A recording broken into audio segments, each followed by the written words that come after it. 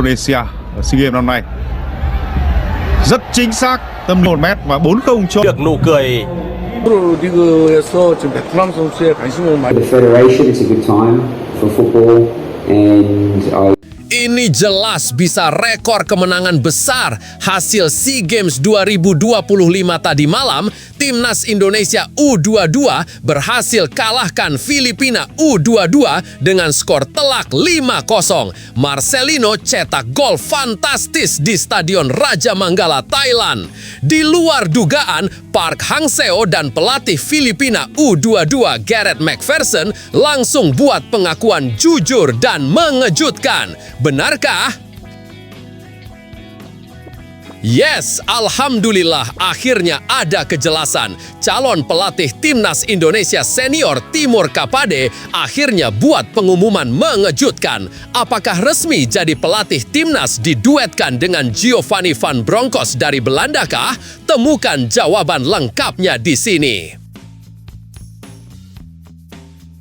Nah, ini baru super bagus. Ketum PSSI yang juga Menpora Erick Thohir ambil keputusan cerdas dan brilian yang bisa bikin seluruh rakyat Indonesia. Wah, kira-kira apa ya?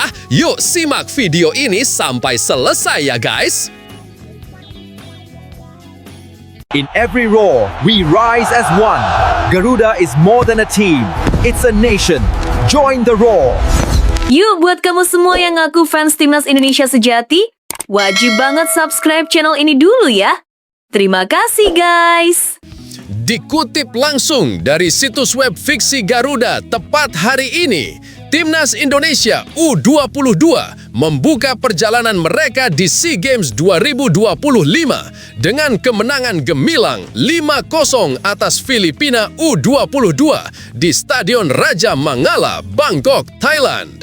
Laga perdana yang berlangsung ketat di awal itu akhirnya berakhir dengan dominasi Garuda Muda, memperlihatkan kualitas, kedisiplinan, dan mental juara yang mulai terbangun di skuad asuhan Indra Syafri.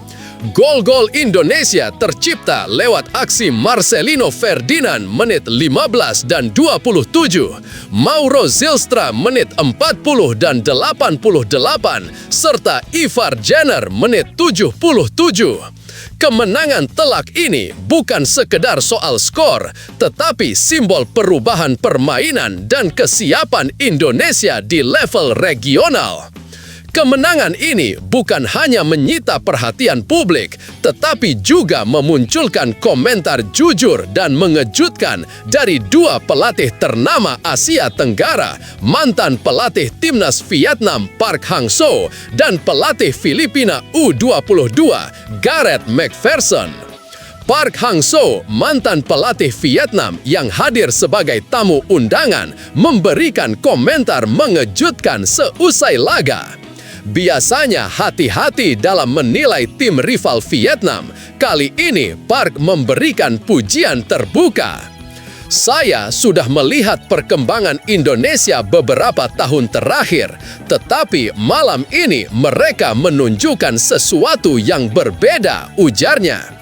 Cara mereka menjaga bola, membangun serangan, dan ketenangan para pemain mudanya. Ini bukan permainan tim yang baru dibentuk. Mereka terlihat sangat matang. Ada disiplin, visi, dan keberanian dalam setiap pergerakan, ujarnya. Park menjelaskan lebih teknis mengenai apa yang membuatnya terkesan.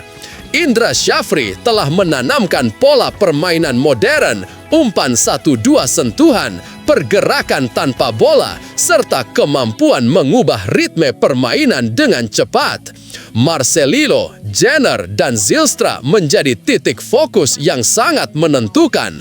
Marcelino punya kreativitas luar biasa, Jenner mengatur tempo, Zylstra memberikan pilihan di depan yang selalu membuka ruang. Mereka bukan sekedar pemain berbakat, tapi sudah menunjukkan kecerdasan taktik yang jarang saya lihat di level SEA Games, tambahnya dengan nada serius. Yang lebih mengejutkan, Park menyebut Indonesia sebagai favorit kuat. Jika mereka bermain konsisten seperti ini, Indonesia akan sangat sulit dihentikan. Bahkan Vietnam pun harus waspada. Tim ini bukan hanya menang besar, tapi mengirim pesan tegas, kami datang untuk menjadi juara, bukan sekedar ikut serta, ujarnya. Park menambahkan pandangan strategis yang lebih luas. Saya melihat pola permainan Indonesia memiliki fleksibilitas tinggi. Mereka bisa menahan tempo saat dibutuhkan, tetapi bisa menekan dengan agresif ketika ada celah. Mental para pemain muda juga sangat matang. Mereka tidak panik saat Filipina memberikan tekanan di awal dan mampu mengubah ritme permainan dengan sempurna. Jika saya menjadi pelatih lawan, saya akan sangat khawatir menghadapi Indonesia dalam turnamen ini, tutupnya. Pertandingan sempat berlangsung sengit pada awal babak pertama. Filipina mencoba memanfaatkan serangan balik cepat yang beberapa kali merepotkan lini pertahanan Indonesia. Tekanan awal lawan membuat Garuda Muda harus ekstra sabar dalam membangun serangan. Namun setelah gol pembuka dari Marcelino, dominasi Indonesia mulai terlihat dengan pola permainan sabar, bola-bola pendek 1-2 sentuhan, dan pergerakan tanpa bola yang cermat. Tribun Raja Mangala malam itu dipenuhi oleh ribuan supporter dari berbagai negara. Namun, sorak-sorak penonton Indonesia yang hadir sangat menonjol. Setiap gol Indonesia disambut dengan teriakan dan bendera berkibar, menciptakan atmosfer yang menggetarkan. Penonton Thailand dan media regional pun tidak bisa menahan decak kagum atas kualitas permainan Garuda Muda. Para pemain muda Indonesia menunjukkan kedewasaan di lapangan. Marcelino Ferdinand menjadi motor serangan, memanfaatkan ruang dengan cepat, membaca pergerakan bek Filipina dan selalu mengambil keputusan tepat. Sementara itu, Ivar Jenner mengatur ritme permainan dengan konsisten, menghubungkan lini tengah dan depan, serta memutus serangan balik lawan. Mauro Zylstra menutup malam gemilangnya dengan 2 gol yang menegaskan naluri penyerang tajamnya. Pelatih Filipina U22, Gareth McPherson, tampil dengan ekspresi kecewa namun jujur saat konferensi pers. Ia memberikan analisis panjang tentang kekalahan timnya dan keunggulan Indonesia. 5 gol yang kami terima sangat menyakitkan. Tidak ada yang bisa saya tutupi, dan saya ingin bicara apa adanya. Indonesia malam ini bukan hanya lebih cepat, tetapi juga lebih matang secara taktik, lebih disiplin, dan sangat fokus dalam setiap fase permainan, ujarnya. McPherson menjelaskan strategi Filipina yang telah disiapkan. Rencana kami adalah bertahan solid dan memanfaatkan serangan balik cepat. Tapi Indonesia membaca setiap pergerakan kami.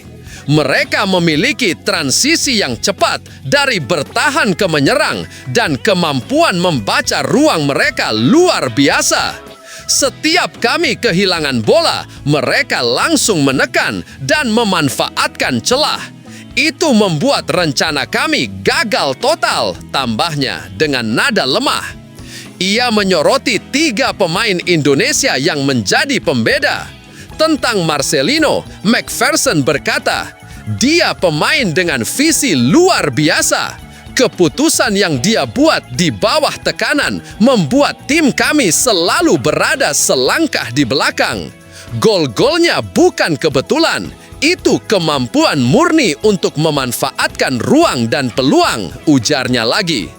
Tentang Ivar Jenner, ia menambahkan, dia seperti konduktor orkestra di lini tengah.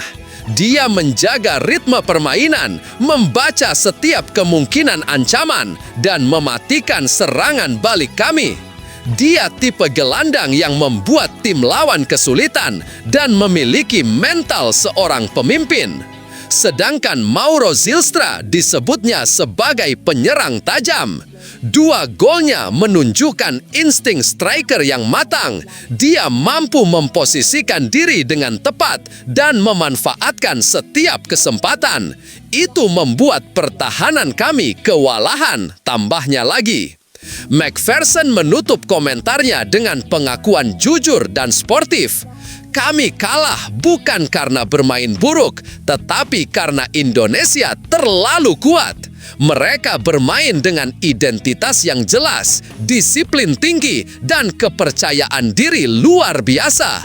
Jika mereka mempertahankan level ini, Indonesia bisa menjadi favorit juara. Kami harus belajar banyak dari permainan mereka malam ini, tutupnya di hadapan wartawan. Permainan Indonesia menonjol dalam beberapa aspek.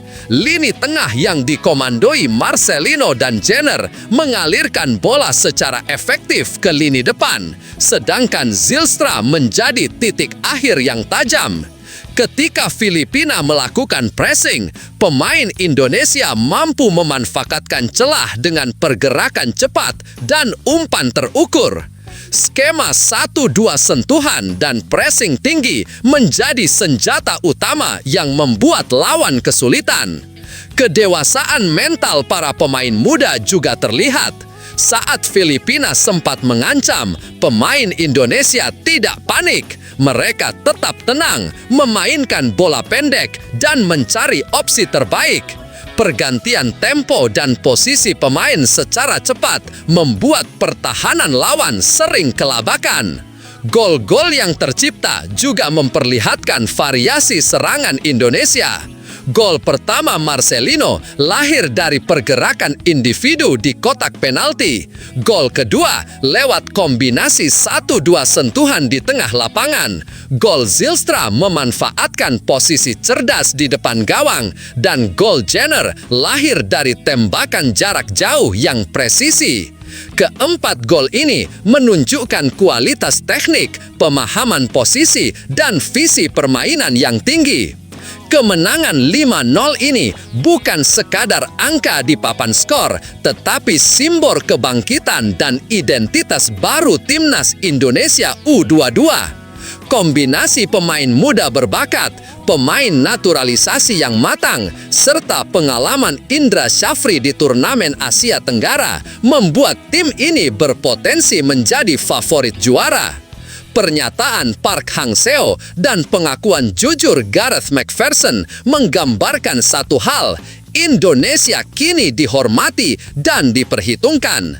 Mental, disiplin, teknik, dan taktik tim ini menunjukkan perkembangan signifikan dibanding generasi sebelumnya. Garuda Muda telah mengirim pesan tegas dari Bangkok. Mereka datang untuk terbang tinggi, bukan sekadar mengikuti turnamen, dan mereka siap mengejar medali emas SEA Games 2025. Tapi tunggu, benarkah kabar tersebut? Simak hasil penelusuran admin di akhir video ini ya guys. Setelah sempat dikaitkan dengan tim nasional Indonesia, Timur Kapadze kemarin akhirnya menentukan masa depannya. Kapadze secara resmi akan melanjutkan karirnya bersama klub Uzbekistan, Navbahor Namangan. Hal itu diketahui dari unggahan klub di media sosial. Kehadiran mantan pelatih kepala timnas Uzbekistan itu diharapkan bisa membawa klub berprestasi, seperti rekam jejaknya yang mentereng selama di level kepelatihan tim nasional. Kesepakatan ini sekaligus memastikan bahwa Kapadze tidak akan melatih timnas Indonesia yang sebelumnya disebut-sebut masuk radar PSSI. PSSI sendiri sudah melakukan interview beberapa calon pelatih di Eropa. Namun, Ketua Badan Tim Nasional Sumarji masih menyimpan rapat nama-nama pelatih yang sedang diincar. Keputusan final baru akan dibahas dalam rapat Exco setelah tim pencari kepelatihan pulang ke Indonesia. PSSI dikabarkan terus bergerak cepat mencari pelatih baru untuk tim nasional senior selepas kepergian Patrick Kluivert. PSSI bahkan disebut sudah mewawancarai sejumlah calon diantaranya John Hedman sebagai kandidat pelatih timnas Indonesia. Mantan pelatih timnas Kanada itu disebut-sebut sebagai salah satu calon kandidat kuat untuk mengisi kekosongan pelatih kepala tim nasional Indonesia. Hal itu menyusul rekam jejaknya yang mentereng selama di level kepelatihan tim nasional Kanada. Selain John Herman, kabarnya ada nama Giovanni Van Bronckhorst yang juga santer disebut sebagai kandidat lain untuk dipertimbangkan PSSI dalam kunjungannya di Eropa. Mundurnya Kamboja dari ajang SEA Games 2025 memaksa panitia mengubah komposisi grup yang ada. Singapura yang seharusnya satu grup dengan Indonesia dipindah untuk mengisi kekosongan Kamboja. Dengan demikian, Rafael Struijk dan kawan-kawan akan bersaing dengan Myanmar dan Filipina. Jadwal pertandingan juga berubah. Jika awalnya pasukan Garuda bermain sejak tanggal 5 Desember, kini Indonesia baru akan bermain pada 8 Desember kontra Filipina. Kemudian pada tanggal 12 Desember, Garuda Muda akan berhadapan dengan Myanmar. Seluruh pertandingan akan digelar di Chiang Mai, Thailand. Pasukan Indra Safri semakin percaya diri karena satu persatu pemain yang dipanggil telah bergabung. Terakhir, Mauro Yustra sudah sampai di Bangkok. Kemudian sang kapten Ivar Jenner dikabarkan tengah dalam perjalanan menuju Thailand. Dalam pertandingan yang terakhir, Ivar tidak dimainkan, padahal dia selalu menjadi pemain utama. Kini, Indonesia Muda sedang menunggu kepastian Marcelino Ferdinand yang masih memperkuat Trenčín di Slovakia. Marcelino Ferdinand dan Ivar Jenner dipastikan bergabung dengan timnas Indonesia U23 untuk SEA Games 2025 di Thailand. Manajer timnas Indonesia U23 Sumarji memastikan 2 pemain yang berkiprah di Eropa tersebut akan tiba di Bangkok, Thailand. Setelah dilepas oleh klubnya, adapun 2 pemain abroad lainnya, Dion Marks dan Mauro Zylstra, sudah berada di Thailand. Keduanya sudah bergabung dengan Kadek Arel dan kawan-kawan. Skuad Indonesia U23 sudah berada di Thailand sejak Jumat lalu. Tim asuhan Indra Safri ini berangkat lebih cepat ke negeri Gajah Putih untuk adaptasi situasi dan kondisi. Hasil undian menempatkan Indonesia di grup C bersama Myanmar, Filipina, dan Singapura. Namun komposisi itu belakangan dipastikan berubah. Singapura pindah ke grup A setelah Kamboja memutuskan mundur dari turnamen. Sehingga grup C kini hanya diisi 3 negara, Indonesia, Myanmar, dan Filipina. Situasi ini menghadirkan sedikit keuntungan bagi Indonesia. Pasalnya, skuad asuhan Indra Safri yang tadinya harus menjalani pertandingan lebih banyak, kini memiliki jumlah laga yang setara dengan kontestan lain pada fase grup SEA Games 2025. Pada laga pertama, Indonesia akan menghadapi Filipina 8 Desember. Setelah itu, Garuda Muda akan duel lawan Myanmar pada 12 Desember. Rombongan pemain timnas putri Indonesia berserta ofisial bertolak ke Thailand melalui Terminal 3 Bandara Internasional Soekarno-Hatta, Tangerang, Banten. Keberangkatan lebih awal ini dilakukan untuk memberi waktu adaptasi dan mematangkan taktik jelang pertandingan perdana pada 4 Desember nanti. Pada SEA Games edisi kali ini, Garuda Pertiwi tergabung di grup A bersama Thailand dan Singapura. Semuanya kita sangat excited untuk SEA Games ini karena kita udah persiapan dari jauh-jauh hari, mungkin dari 5 bulan yang lalu mungkin untuk persiapan SEA Games ini. Ya alhamdulillah semua pemain saat ini kondisinya sangat baik dan siap untuk pertandingan.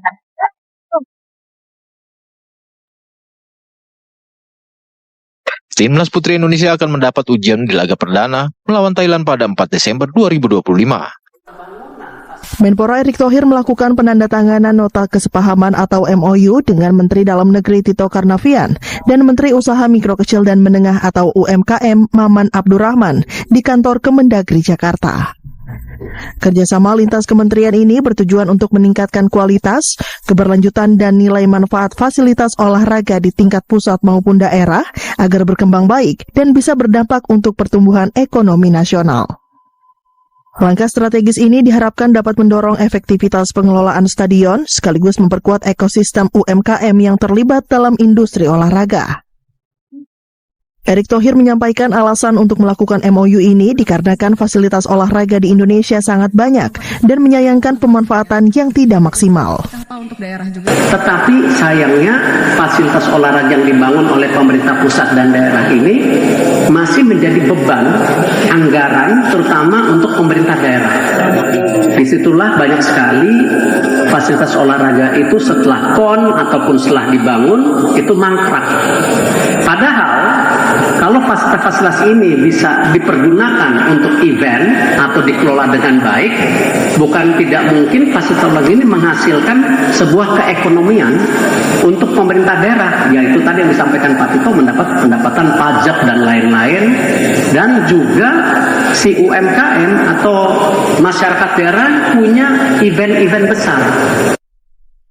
Ruang lingkup nota kesepahaman ini meliputi integrasi data sarana olahraga pusat dan daerah, penataan ruang, fasilitasi kemitraan pemanfaatan stadion, hingga penguatan kapasitas UMKM dalam ekosistem olahraga. Upaya ini diarahkan untuk membangun fondasi ekonomi daerah yang lebih kuat melalui pemanfaatan fasilitas olahraga secara berkelanjutan dan terintegrasi. Kementerian Pemuda dan Olahraga menyampaikan duka cita mendalam atas musibah banjir yang melanda Aceh, Sumatera Utara, Sumatera Barat, dan sejumlah wilayah lain di Indonesia. Banyaknya korban jiwa dan besarnya dampak kerusakan membuat pemerintah harus menggelar upaya penanganan darurat. Menteri Pemuda dan Olahraga Erick Thohir menegaskan bahwa Kemenpora siap turun tangan bukan hanya untuk membantu secara moral, tapi juga memberikan dukungan berupa alat-alat olahraga bagi para penyintas. Namun, bantuan itu akan disalurkan setelah masa pemulihan awal selesai, di saat korban mulai membutuhkan ruang untuk menggali semangat dan kebahagiaan baru. Kami tadi dari Kemenpora sudah bicara turut berduka cita kepada tentu para korban bencana yang ada di Sumatera, dan kami tentu akan berperan aktif setelah pasca, karena kami ingin coba membantu juga hibur kebahagiaan kepada semua yang terkena, dan tentu dengan tupoksi kami ya, kita coba akan memberikan nanti bantuan alat-alat olahraga, tapi setelah pasca ya, kita berikan kebahagiaan lagi ya, bukan hari ini. Kalau hari ini kita semua harus basic ya. Erick Thohir menyampaikan Kemenpora sedang menyisir anggaran untuk tahun 2026 guna menyalurkan berbagai peralatan olahraga ke daerah-daerah terdampak. Ini jadi bukti komitmen pemerintah untuk tak hanya fokus pada penanganan darurat, tetapi juga pemulihan mental dan sosial para korban. Di saat bantuan dasar terus didistribusikan oleh pemerintah pusat dan daerah, Kemenpora berada di garis berikutnya untuk memberikan harapan dan energi positif. Timnas Indonesia akhirnya merilis jersey terbaru yang akan digunakan pada pesta olahraga SEA Games 2025 di Thailand. Peluncuran ini menjadi momen spesial karena mengusung kerjasama besar antara Miles sebagai produsen, desainer dari Sarina, serta kurasi oleh Didit Hedi Prasetyo Foundation. Hasilnya adalah sebuah koleksi yang bukan hanya fokus pada aspek teknis, tetapi juga membawa napas budaya Indonesia ke dalam setiap detail jersey. Visual utama yang diangkat adalah motif ukiran Toraja, sebuah representasi warisan budaya yang syarat filosofi dan identitas. Motif ini dipadukan dengan warna merah putih sebagai identitas nasional, serta warna baru hijau bumi yang menggambarkan kekayaan alam tropis Indonesia. Perpaduan ini menghasilkan tampilan yang modern namun tetap mengakar kuat pada tradisi. Nilai artistik jersey ini semakin diperkaya dengan sentuhan goresan kuas dari seniman Yogyakarta, Aibadio Pico, yang memberikan karakteristik unik pada tekstur dan komposisi desain. Kehadiran unsur seni modern ini membuat jersey tidak hanya menjadi pakaian pertandingan, tapi juga menjadi media representasi budaya di pentas internasional. Dengan desain baru ini, Timnas Indonesia diharapkan tampil bukan hanya kuat dalam performa, tetapi juga membawa cerita dan identitas bangsa ke setiap arena SEA Games 2025. Sebanyak lebih dari 750 pembalap ikut ambil bagian dalam ajang balap sepeda bertajuk Maybank Cycling Series El Pistino. Mempertandingkan dua kategori, lomba yang digelar untuk kedua kalinya ini tak hanya diikuti atlet dari dalam negeri. Sejumlah peserta juga datang dari beberapa negara Asia seperti Thailand. Memang perkembangannya luar biasa, tapi khusus sepeda dengan peserta kita yang hari ini 350 orang itu sebuah capaian luar biasa untuk event sepeda yang berbalap internasional. Nah, di sepanjang rute ini para penggiat dan penghobi sepeda ini bisa melihat nanti keindahan alam Yogyakarta yang sudah kita ketahui semuanya. Dalam rute kali ini, para pembalap ditantang melewati jalur perkotaan, perbukitan, hingga jalur wisata di daerah istimewa Yogyakarta. Gelaran ke-14 Asian School Games resmi berakhir.